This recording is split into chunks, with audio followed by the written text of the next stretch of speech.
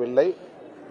ஆகவே நீங்கள் சுதந்திரமாக அந்த நிகழ்விலே பங்கேற்கலாம், எனக்கு எந்த நெருடலும் இல்லை என்பதை அவருக்கும் நான் சொன்னேன்.